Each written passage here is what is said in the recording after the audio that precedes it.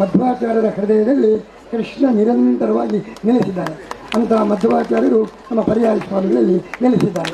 ಆದ್ದರಿಂದ ಇದು ಒಂದು ಬ್ರಹ್ಮರಥವೇ. ವಿಶ್ವವಲ್ಲಭ ತೀರ್ಥರು ಒಂದು ಬ್ರಹ್ಮರಥ.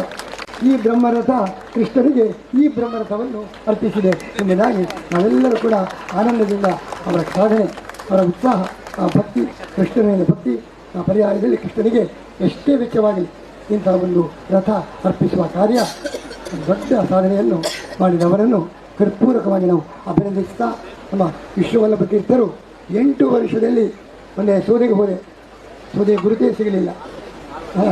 ಸೋದೆಯ ಗುರುತೇ ಸಿಗಲಿಲ್ಲ. ಒಂದು ದೊಡ್ಡ ಇಂದ್ರಪ್ರಸ್ಥದಂತೆ ಸೋದೆಯ ನಿರ್ಮಾಣ ಅವರು ಮಾಡಿದ್ದಾರೆ. ದೊಡ್ಡ ಕಾಲೇಜು ಸ್ಥಾಪಿಸಿದ್ದಾರೆ. ಅದಕ್ಕೆಲ್ಲದಕ್ಕೂ ಕೂಡ ಕೆಲಸವಿಟ್ಟಂತೆ ಕೃಷ್ಣನಿಗೆ ಬ್ರಹ್ಮರಥವನ್ನು 6 ವರ್ಷಗಳಲ್ಲಿ ಇಷ್ಟು ಮಾಡಿದರೆ ಇನ್ನು 60 ವರ್ಷಗಳಲ್ಲಿ ಏನು ಸಾಧನೆ ಮಾಡ್ತಾರೆ, ದೇವರವರಿಗೆ ಶಕ್ತಿ ಕೊಟ್ಟು ಅವರಿಗೆ ವಿಶೇಷ ಸಾಧನೆ ನಡೆಯಲಿ ಎಂದು ಪ್ರಾರ್ಥಿಸ್ತಾರೆ.